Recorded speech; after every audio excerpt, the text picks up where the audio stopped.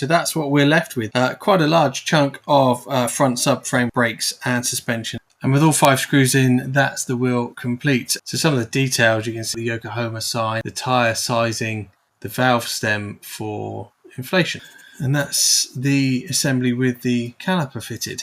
Hi everybody, welcome back to the channel. My name's Mike and this is Build and Tinker. And once again, we're back with the wonderful Toyota Supra from the Fast and Furious movies, this bright orange beast. And we're going to be building pack 5, and that's issues 15 to 20. And it's pretty much entirely focusing on the front subframe. So we're going to do front suspension, brakes, and all of the subframe. We won't be bolting it to the chassis just yet, but it should be pretty much complete by the time we get to the end of this video. So let's get building.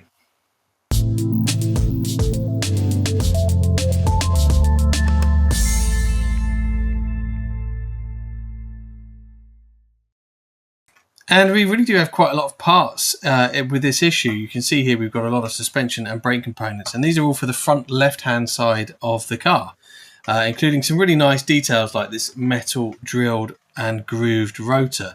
But we start with the shock absorber, and we're actually going to construct it out of some of these pieces. So we'll pop this to the side one second and get all the pieces that we need. And we start with this element of the shock absorber, and there's ribbed piece here, and that just slides straight over the top of there.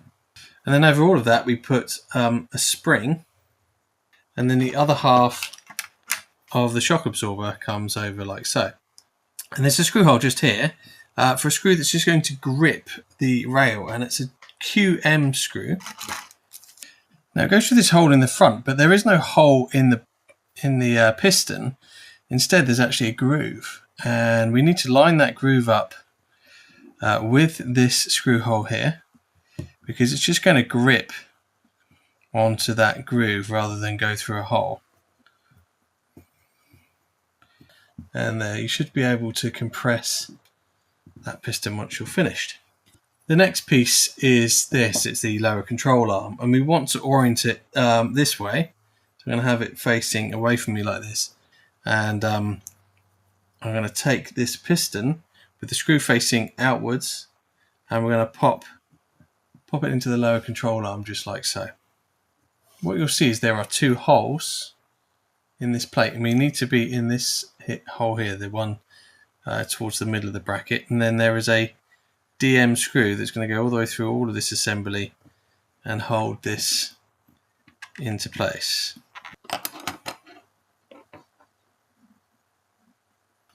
And that's the lower control arm with the shock absorber attached. Then we take this bracket, it's 15Q, and it slides in between this part of the lower control arm underneath the shock absorber that we just installed. And that gets secured in place with a JM screw.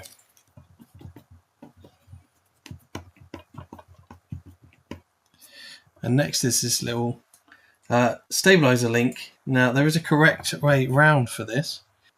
So it may not be straightforward to see, but one of these holes is slightly larger than the other one, and I think it's this one.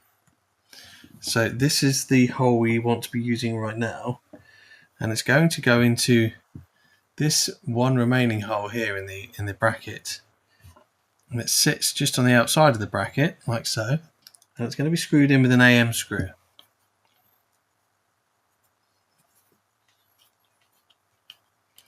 And that's it installed there. And now we turn our focus to the brake disc and the wheel hub. So here's the knuckle with the hub and everything attached, and there's a back plate for the front left brake, which is this piece here. This needs to go onto this knuckle like this, leaving an opening here obviously for the brake caliper. And there are 2 screw holes that drop onto little posts underneath to make sure it's oriented correctly, and a couple of QM screws hold that in.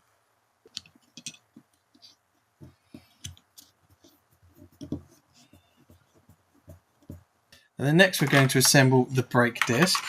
So there's 2 parts to this. There's this piece here, which is the back of the disc, and you can see it's got some venting on it, and then there's this piece, which is the metal front of the disc, It's a thin metal plate with some holes drilled in it, and it has some 3M sticky back on the rear. So the first thing we need to do is actually remove the covering for the adhesive, and then we need to make sure we get this lined up correctly. So looking at the hole pattern, you've got 3 large holes here, which are screw posts, and then 3 kind of locator holes. So we need to make sure we get those oriented correctly.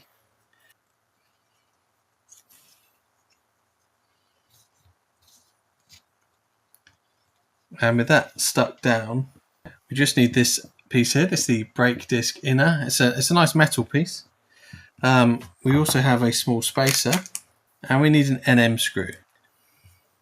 And basically on the rear of this disc center are 3 pins, and they line up the 3 holes in here, and it just pushes all the way through. And then the spacer goes in the middle, and that screw is going to go into this back plate in the center of the hub here.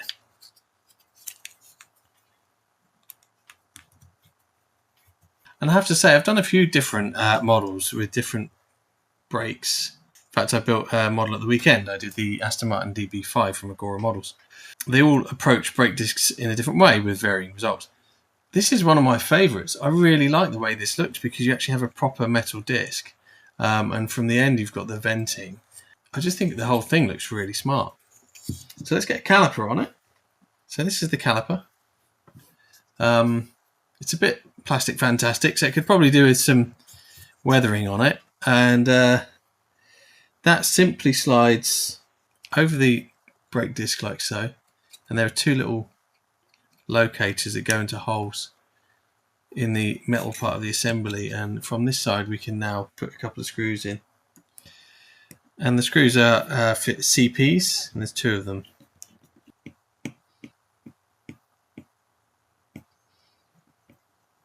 And that's the assembly with the caliper fitted. Next, we are looking at the upper control arm. We have that plus this rod here, and we need 2 mm screws. And we put the rod through the upper control arm like so, all the way to the other side, and then a screw in at either end.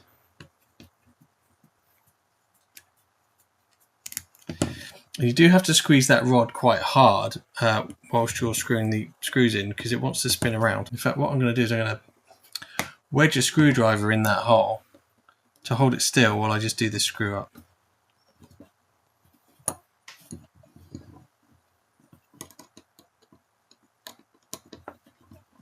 And it still spins, so you want it to rotate still. Our second 15Q bracket goes here in the end of the upper control arm and is held into place with a JM screw.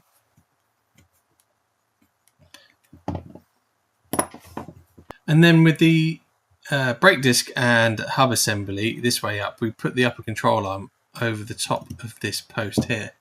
And then there's a screw that's going to go in the top to hold it together. That's the MM screw.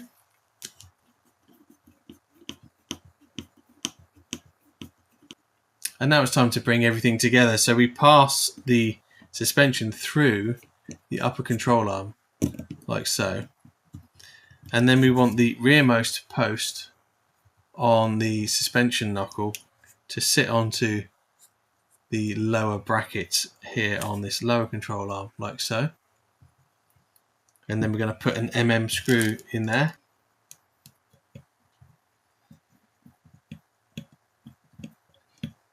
And that's the completed assembly, and in fact that's the end of this issue as well. Now there is a piece left over that we didn't use, which is this piece here. It's labelled as a bracket, and we're told to keep it aside for installation later, so we'll put that in our box of bits to make sure it doesn't get lost. That's the end of issue 15, and we'll crack on now with issue 16. And here in issue 16 we're going to construct a wheel, and they're pretty simple to do on this model. Wheels come in various degrees of difficulty depending on model and manufacturer, and at the weekend I had the joy of building the DB5 wheels from the Agora No Time to Die car, and you have to actually hand thread every single spoke, and it wasn't as much fun as it sounds. But with these they go together really straightforward. I'm going to have to say the James Bond wheels did look amazing when they were finished. It was worth the effort. These ones are a lot more straightforward. They're obviously a more modern wheel, and they come in a few parts that we just have to screw together. It does ask us to heat up the tyre first to make it a little bit more malleable. I'm not going to bother. I don't think you need it on these ones. They're just that much easier to put together. But there are models where it's worth that effort. So we start by taking the tyre and the outer rim, which is this chromed piece. Now, do observe the tread pattern on the tyre is directional, so we want to get it right. I've got the treads pointing towards me, which means I'm going to have the chrome piece here on the left. And then this other side of the wheel is going to come in from the other side of the tyre and just push together like so. Pretty straightforward fit. But we do need to line up the screw holes. So I'm just going to rotate that round until the screw holes for both halves line up. And with everything lined up and with those screw holes, we take the face of the wheel, which also has 5 holes in it, and we need to each one lines up with the spoke, so it's easier to figure out where they are. That just drops over the top, and we get everything sort of pushed together. And then from the underside, we can now screw all of those 3 pieces together. It's just important to get everything lined up first. There are 5 screws. They're called ABMs, and they literally go through all 3 pieces. Now you can squeeze all of these pieces together to give the screw a helping hand, but actually this has gone in pretty easy and didn't really need too much assistance. So we'll just work our way around and do all of them. And with all 5 screws in, that's the wheel complete. And I really do like these wheels. They've got a really nice amount of detail on both the wheel and the tyre. So some of the details you can see on the tyre, we've actually got the Yokohama sign, and even the tyre sizing, as well as a reasonably detailed tread pattern. And on the wheel itself, we've got the different bolt pattern around the outside, and even just here we've got the valve stem for inflation. So they're really nicely made. They're metal mostly. No, in fact, they're entirely metal, with the exception of the chrome trim, and obviously the tyre itself is rubber. But they go together really easy. They look really smart when they're done, and they're very similar to the wheels on the Fast and Furious Skyline, and I think Fanhome have done a really good job of sort of making them look. Making them look really realistic and really smart. So I can't wait to see them on the actual car itself. That's everything for issue 16. There are a couple of pieces left over. Don't fret. There's a wheel center cap and another piece. We don't fit them yet. I think they go on at the point the wheel's fixed to the chassis. So again, more pieces we need to be careful not to lose. So they go in the box of bits along with the wheel. And we'll move on to issue 17. Now, issue 17 is actually almost identical to issue 15 that we just did. It's the front brake assembly, wheel hub, and some suspension components, but it's just for the other side of the car. So all the components are the same, and they go together in exactly the same way. They're just a mirror of the components we used in issue 15. So there's no point me talking you all the way through it, because we literally just did that. So I'll get this piece assembled, and I'll see you in a sec. And at the end of stage 17, this is what we're left with: our 2 front suspension setups with the shock absorbers, front, upper and lower wishbones, and obviously the discs. So that's that issue complete. There's still a bracket from each of those that we haven't used yet, so just remember to keep that safe, and we'll crack on with issue 18. So in issue 18, we're actually going to start on the front subframe, and it's going to allow us to bring some of these pieces together. We start with this big chunky piece here. It's a large metal piece, and I'm going to stand it with the posts facing away from me here, and there's this plastic bracket that's going to sit over the top, and it looks like it just positions here over these lugs just like that. And we do screw that in place with some IM screws. And now we start to bring in the parts that we've made earlier. And the very first one is from issue 15. Okay, so it's the left suspension we're going to be doing. Let's just zoom you out a little so we can see. There we go. And we're going to flip this piece over. we want it this way up, with these lugs facing away from us. And I've got, this is the left-hand suspension. And you'll remember in this upper control arm, we had this rod that's got some holes in it. And those holes, this rotates, they have to, this rod lays in the gully here. And it's got two holes, one here and one there. So we need to line this up so that the holes in this tube are rotated such that they sit over the holes on that little cradle in that gully. Okay, and I think I've just about done that. Let me show you what I've done. So you can just see that these holes here are pointing upwards and they're lining up with the holes in that little trough underneath. The holes in this pin are wider at the top. We want the wide end facing up so that it can accept the head of the screw, and the screw will then sit flush. And we put an IM screw in each of those holes, which actually went in quite easy. It's quite a short thread on this screw, so it doesn't need a lot of screwing up.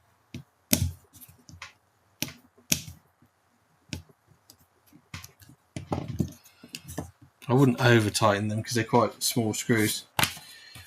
And then if we just rotate this over, you'll see there's a hole here in the bottom of the bracket, and we bring the lower control arm in, and we're going to secure it in there with the BM screw.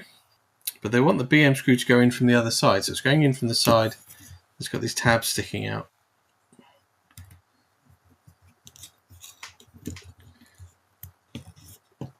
I'm not sure why only from one side, but maybe something else goes in there later. We simply repeat that for the other side.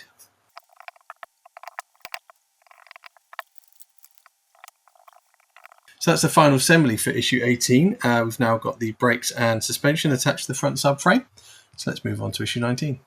So issue 18 is more framework, and we start with this large cross piece, a large metal piece. With the tabs facing away from me, I need to take these two triangular pieces and ensure that I can identify which is left and which is right. So 19D is the left one. It's going to go on this side here, and it's going to face looking like that. And it screws in from the top, but mounted underneath. So there's a little post here. So let's bring that together with a BM screw. And then we simply repeat that for the brackets on the other side. Then we need to retrieve the assembly that we completed in the last issue, and these need to come together. So, easier if I turn it around. So the brackets that we've just installed drop over these brackets here, and it literally comes together like this. And it will pretty much hold itself in place while we get some BM screws.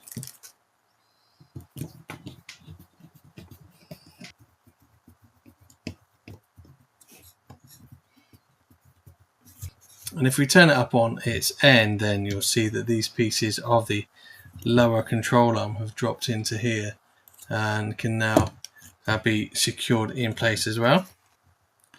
I'm using an LM screw for this, and it goes all the way through the whole thing, so it's quite a long screw. Okay, both sides are now attached. This side was a little bit tricky. This piece of the lower control arm did not want to go into here. I had to persuade it a bit, and I had to scrape some of the paint off the inside of the joint, which is now all over the desk. But if things don't fit perfectly, just check for paint that's holding things up, or sometimes things need just a gentle bend. I used a pair of needle nose pliers to just pull it into place, the last piece, and it seemed to work. There is one more BM screw that needs to go in from the underside, and it goes in on this bracket here. These left and right brackets are not identical, and we have to put one BM screw in from the underneath, just there. Next to these lower arm brackets, we have two of them, and they are handed, so make sure you've got the right one in your hand. They are stamped with left and right on the bottom here. So this whole subframe now upside down, we take these cross members and they go between here and here, and it explains why we didn't put a screw in here earlier, because we need it for this. They go in like this, but on the underside. So this goes under there, and it's got a little post on top of its screw holder to locate it We use a BM screw in the top, and then a DM screw goes through there. And then we just do the same on the opposite side. And there it is, fully assembled, and that's the end of issue 19. So issue 20 is the last one of today's video, and we're going to be making some of these side rails for the chassis and assembling some other parts. In fact, the first part is a little filter that we need to connect some hoses to. And we get 2 hoses, and they are coiled up, so let's just uncoil them. So we have 2 hoses. One's called 20E and one's called 20F. They are not the same length. One is about a centimetre longer than the other. It doesn't actually say in the instructions which is which. They show them both in the picture coiled up, and they don't say which one's the long one. But they do tell us to put one in a particular post. So identifying them is the challenge. I would say that F is the longer one, because when you look at the picture when it's installed, it has slightly further to travel. So put them next to each other, work out which is the longest. It's pretty marginal, so it may not matter. But the longest one I'm going to say is F. And it goes into, with this little block here facing away from me, it goes into the one on my left. Okay, so they're also slightly too small to fit over the post. So I'm going to just try stretching the end out ever so slightly with a pair of tweezers and hoping that might help me get it started. But normally hoses like this just push on. Okay, that's gone on, but yeah, I did have to stretch it out slightly. So I'll do the same with the other one.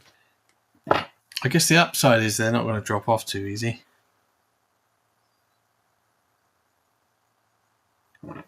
Okay, they're now attached like so. So we take the left side member, and this just goes into the gap here on the side, and there is a little screw post down inside there. And we're going to use an IM screw for that. And then we need to get our front subframe assembly back. And being careful of the hoses that we've just attached. This sits on top with the end of the rail sitting on this plate here. And there are some screw holes that locate it into place. Just like that. And it will kind of hold itself there until we get 3 BM screws into this end plate. Okay, so it screws in from underneath. There's 2 on the end of the end plate here. And then there's one just there a bit further back. And then there's 2 more BM screws a bit further back down the rail, just around where the other part of this frame is. And it's actually part of the end of the rear frame there. So 2 screws there, one either side. And that's that rail attached. We take the other rail and we need to attach this piece to it first. It's a little plastic piece. I'm not quite sure what it is. Oh, it's the horn. And that goes into the square end of the rail. There's a really tiny hole on this face just there. And the horn clips into that, and it faces out towards the end of the bracket. The rail, sorry. And there we go. It just pushes on like that. And with that in place, we can attach this rail in the same way as we did the one on the other side.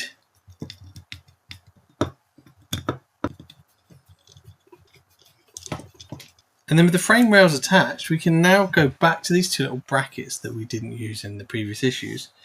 And again, they are handed left and right, so you need to work out which is which. They don't seem to have any marks on them, but I'm sure we can figure it out.